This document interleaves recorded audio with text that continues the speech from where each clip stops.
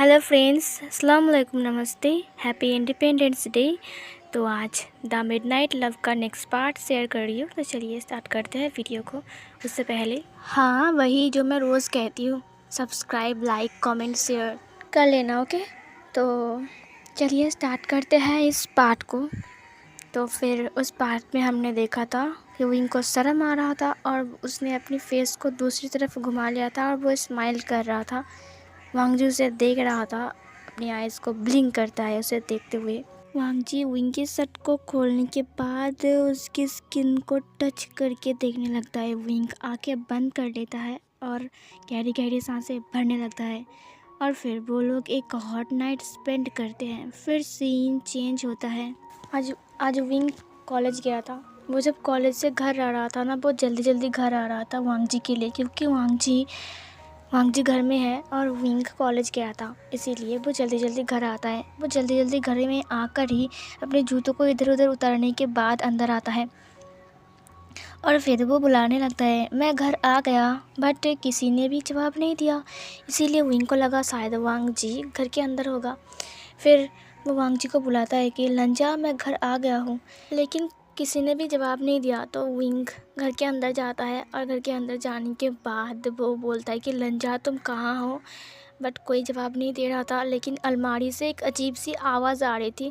तो उस आवाज़ को फॉलो करते हुए वो अलमारी की डोर को ओपन करता है। वहाँ पर देखता है कि लान वांगजी बैठा हुआ है और उसकी फेस में बहुत सारी चीज़ें लगी हुई है और उसके रूप्स पर भी बहुत सारी चीज़ें लगी हुई है। ये देखने के बाद विंग बोलता है कि लंजा, तुम अलमारी के अंदर क्या कर रहे हो और ये क्या हालत बना के रखी है अपनी। और फिर वो लानवांगजी को वहाँ से बाहर निकालता है। लानवांगजी विंग को पकड़ते हुए बोलता है कि विंग, यहाँ पर एक डेमोन था और पता नहीं कितने अजीब अजीब से था। मैंने मारने की कोशिश किया बट उल्टा हो गया। मुझे डर लगता है, कितनी अजीब अजीब सी आवाज़ निकल रहा था। विंग वांगजी को चेयर के ऊपर बिठाता है और उसके बालों के ऊपर से सारे के सारे जो कचरे लगे हुए थे उसको हटाता है। हटाने के बाद उसके फेस को क्लीन करते हुए बोलता है कि क्या किया तुमने। फिर वो बोलता है कि वो चीज़ देख रहे हो ना, मैंने उसे हाथ लगाया और उसमें से अजीब सी आवाज़ आ रही थी और जब मैंने उसके ऊपर अटैक किया तो वो ब्लास्ट हो गया है, पता है। विंग एक नज़र कोने की तरफ डालता है। विंग देखता है कि वैक्यूम क्लीनर वहाँ पर टूट फूट कर गिरा हुआ है। विंग बोलता है कि ये क्या, वैक्यूम क्लीनर का ये हालत कैसे हुआ। ये सुनने के बाद वांगजी बोलता है कि उसमें अजीब सी आवाज़ आ रही थी। मुझे लगा कि वो कोई डेमन है, इसीलिए मैंने उसे मार डाला और उसके अंदर ये सारी चीज़ थी और वो सब मेरे ऊपर गिर गई। मुझे डर लगा, इसीलिए मैं इसके अंदर घुस गया और दरवाजे को बंद कर लिया। विंग हंसते हुए बोलता है कि वो लंजा, ये कोई डेमन नहीं है, ये वैक्यूम क्लीनर है जिससे हम घर साफ करते हैं। ये सुनने के बाद वांगजी बोलता है कि घर साफ करने वाला डेमन। फिर विंग बोलता है कि ये डेमन नहीं है, ये एक मशीन है। ये सुनने के बाद वांगजी बोलता है कि ओह, ये एक मशीन है। सो विंग हंसने लगता है और फिर वो वांगजी को क्लीन करता है पूरा। ऐसे ही दिन बीत रहे थे। वांगजी बहुत ही ज़्यादा पोर हरकतें करता था। विंग बेचारा परेशान हो रहा था उससे, मतलब कि वो ऐसी ऐसी हरकतें करता है ना कि विंग को लगता है कि छोटे बच्चे को संभालना आसान है, लेकिन लानवांगजी को नाना नाना बिल्कुल भी नहीं। वो बिल्कुल अजीब अजीब सी हरकतें करता था, जैसे कि कुछ चीज़ों को फोड़ देता था अचानक से ही, कुछ आवाज़ आए तो अलमारी के दरवाजे को तोड़ देता था। उससे ऊपर तो उसने एक कांड कर दिया, बाथरूम की जो शावर होती है उसे ही तोड़ डाला, क्योंकि उसे पता ही नहीं है कि ये चीज़ है क्या। विंग पूरा परेशान हो गया था लानवांगजी से। फिर ऐसे ही दिन बीत रहे थे। कुछ दिन और बीत जाते हैं। वांगजी को बहुत कुछ पता चल गया था, जैसे कि किसको क्या बोलते हैं, और सबसे बड़ी बात तो वांगजी ने केक बनाना भी सीख लिया था विंग से। बट उसे अंडे फोड़ना नहीं आता था। अंडे को कैसे फोड़ता है उसे पता ही नहीं था। वो अंडे को उल्टा पुल्टा करके जो करता है ना, झोल झाल कर देता था। और फिर ऐसे ही और वक्त बीत जाते हैं, कुछ दिन और बीत जाते हैं। विंग और वांगजी बहुत ज़्यादा खुश थे और वांगजी की ये जो हरकतें था विंग को बहुत ज़्यादा अच्छा लगता था और वो हंसता था ऐसे छोटे बच्चे के जैसा। उसे कुछ पता ही नहीं है ना, तो उसे उल्लू बनाना भी बहुत आसान होगा विंग के लिए। विंग उसे हर वक्त उल्लू बनाता रहता था। एक दिन विंग और वांगजी किचन में काम कर रहे थे वांग जी की फेस पर आटा लग गया था तो विंग ज़ोर ज़ोर से हंस रहा था। फिर वांग जी भी विंग के फेस पे आटा लगाने के लिए उसके पीछे भागने लगता है। विंग बोलता है कि नहीं लगा पाओगे, तुम नहीं लगा पाओगे। विंग भी भाग रहा था, वांग जी भी उसके पीछे पीछे भाग रहा था। फिर अचानक से विंग सोफे के ऊपर गिर जाता है और वांग जी उसके ऊपर गिर जाता है और फिर पूरा आटा उन दोनों के ऊपर ही गिर जाता है। उन दोनों का फेस ना देखने के लायक था। वो दोनों एक दूसरे के फेस को देखकर हंस रहे थे। वांग जी ने पहली बार ज़ोर ज़ोर से हंसा, वो भी विंग के सामने। विंग खुश था बहुत ज़्यादा। फिर अचानक ही वांग जी पानी पूरी जो कि पानी पूरी है ना, पानी पूरी खाने लगता है। तो तभी ना चैंग आ जाता है। चैंग उन दोनों को इस हालत में देख कर ना उन दोनों को ही देख रहा था। विंग को जब एहसास होता है कि कोई उन दोनों को देख रहा है तो विंग वांग जी को धक्का देता है। वांग जी धड़ाम से सोफे के नीचे गिर जाता है और फिर वो उठकर बैठ जाता है। वो चैंग को देखता है, वो भी अपने सिर को झुका लेता है नीचे। इधर विंग भी बहुत ज़्यादा डरा हुआ था कि उसका भाई आ चुका है, अब क्या होगा। फिर चैंग आ जाता है। चैंग उन दोनों को गुस्से से देख रहा था। चैंग तभी अंदर आता है। अंदर आने के बाद सीधा जाकर वांग जी की कॉलर को पकड़ लेता है। पकड़ने के बाद उसे ऊपर उठाते हुए बोलता है कि तुम यहाँ क्या कर रहे हो, और तुम मेरे घर में क्या कर रहे हो? मेरे भाई की ज़िंदगी बर्बाद करने आए हो क्या तुम? क्या कर रहे थे उसके साथ? ये सुनने के बाद विंग बोलता है कि भाई चैंग मेरी बात सुनो। चैंग बोलता है कि विंग चुप रहो मिस्टर वांग यीबो, मैं आपकी कंपनी में काम करता हूँ, इसका मतलब ये नहीं कि आप कुछ भी कर सकते हो। विंग बोलता है कि चैंग मेरी बात सुनो। चैंग बोलता है कि मैंने कहा ना विंग तुम चुप रहो, मुझे बात करने दो इसके साथ। सोचते क्या हो अपने आप को? शादी हो गई ना तुम्हारी, फिर मेरे भाई के पास क्यों आए हो तुम? ये बोलने के बाद चैंग उसे ज़ोर ज़ोर से हिलाने लगता है। वांग जी को कुछ भी समझ में नहीं आ रहा था। फिर विंग उसे बोलता है कि चैंग बस करो, ये वांग यीबो नहीं है। ये सुनने के बाद चैंग उसकी तरफ देखता है और अपने आइज़ को ब्लिंक करता है। फिर विंग अपने सिर को नाम में हिलाते हुए बोलता है कि ये वांग यीबो नहीं है चैंग। और फिर चैंग उसकी तरफ देखने लगा। फिर चैंग उसके कॉलर को छोड़ देता है। फिर सीन चेंज होता है। वांग जी अब चैंग के सामने सोफे में बैठा हुआ था और चैंग विंग और वांग जी के सामने बैठा हुआ था। विंग बोलता है कि देखो चैंग मेरी बात सुनो, मैं तुम्हें बोलता हूँ कि ये कौन है। तभी चैंग उसे हाथ से स्टॉप कराते हुए बोलता है कि चुप रहो, ये खुद बोलेगा अपने बारे में। ये सुनने के बाद वांग जी उसकी तरफ देखते हुए अपने आइज़ को ब्लिंक करता है। फिर चैंग बोलता है कि बताओ कौन हो तुम्हारा नाम क्या है? ये सुनने के बाद लान वांग जी बोलता है कि मेरा नाम हांगवा जुन है लान वांग जी, मैं लान का सेकंड प्रिंस हूँ। ये सुनने के बाद चैंग बोलता है कि प्रिंस? ये सुनने के बाद विंग बोलता है कि छोटा बेटा है, प्रिंस नहीं है, इसने गलत बोल दिया। चैंग विंग की तरफ देखता है, विंग चुप हो जाता है। फिर चैंग उसे पूछता है कि तो फिर तुम विंग से प्यार करते हो? वांग जी अपने सिर को हाँ में हिलाता है। फिर चैंग बोलता है कि तो लान वांग जी तुम करते क्या हो? ये सुनने के बाद लान वांग जी बोलता है कि वो दरअसल मैं हेवन का।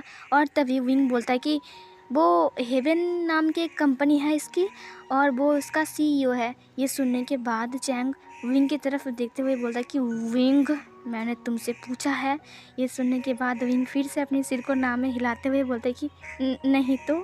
और तभी फिर से चैंग उसे देखते हुए बोलता है कि ओह अच्छा, तो तुम हेवन नाम की कंपनी के सीईओ हो। तो मुझे ये बताओ कि ये आसमान नगर कहाँ है? और ये हेवन नाम की कंपनी के नाम मैंने कभी नहीं सुना, ये कौन सी कंपनी है?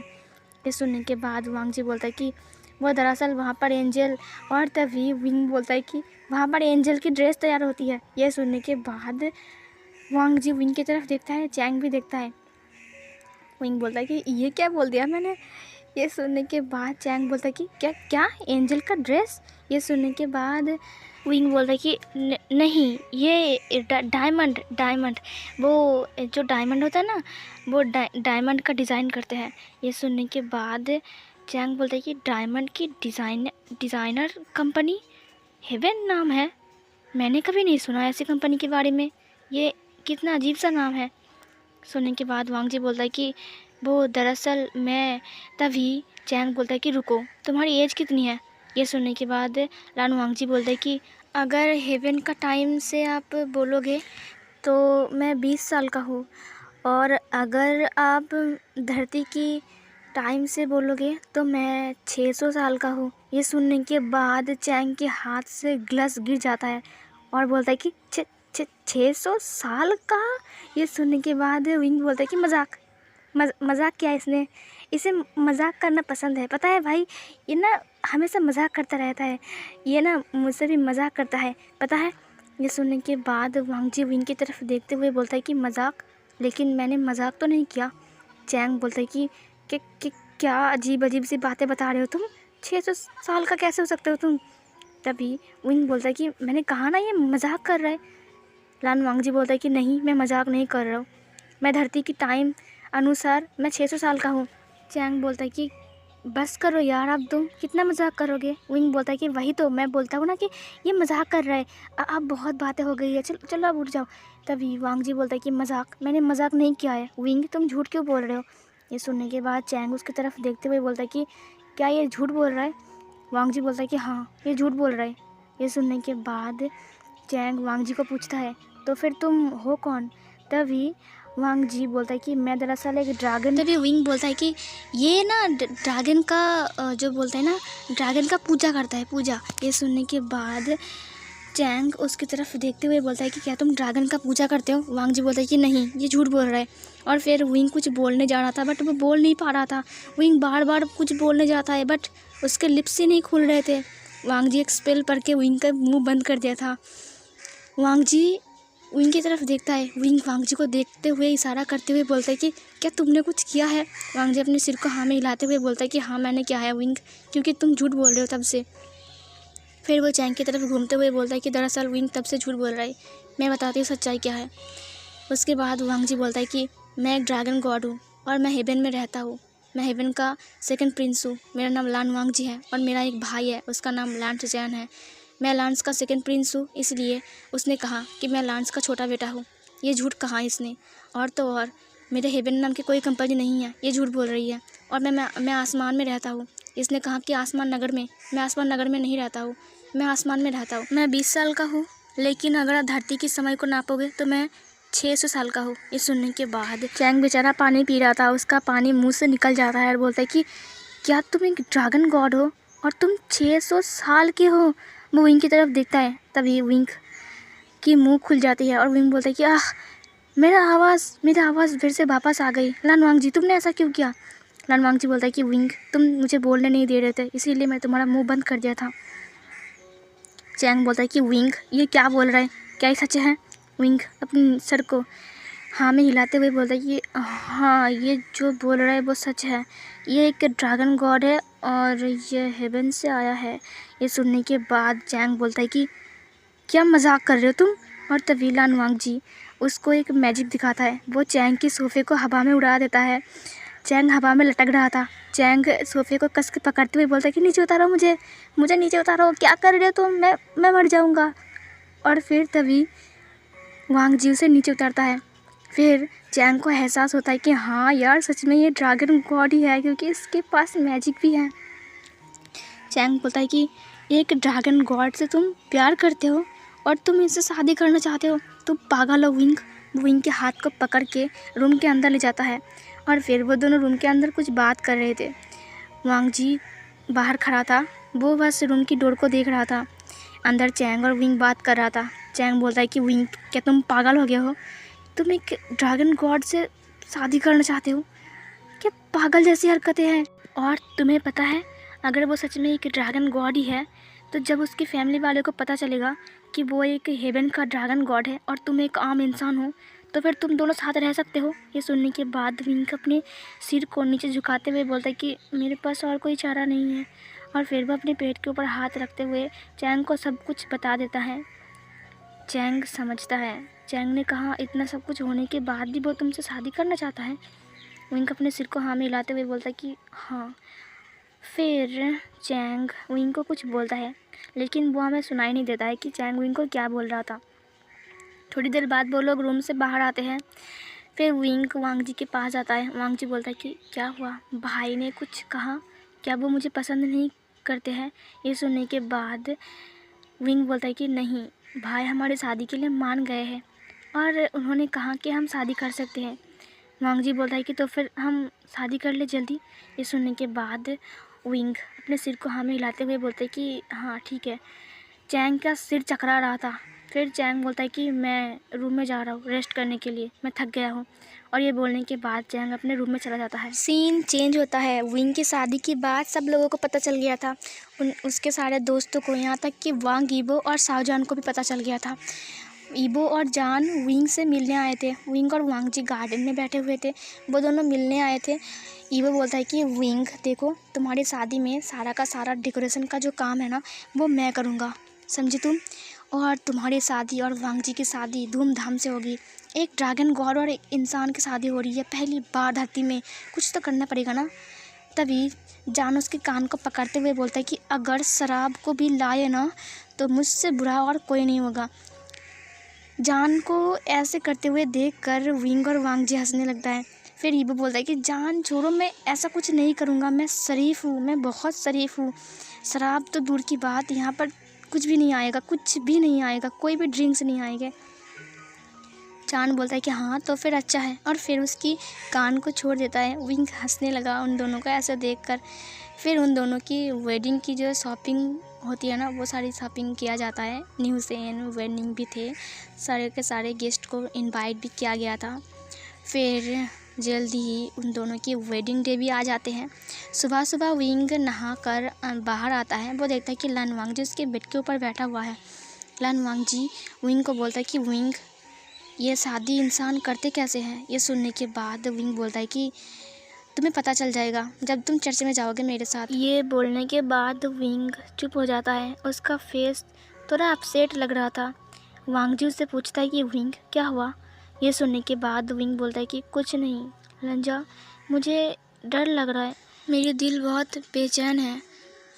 लंजा, कुछ होगा तो नहीं ना, हम अलग तो नहीं हो जाएंगे ना। ये सुनने के बाद लन वांग जी विंग को हक करते हुए बोलता है कि नहीं विंग, कुछ भी नहीं होगा, ऐसा क्यों सोच रहे हो।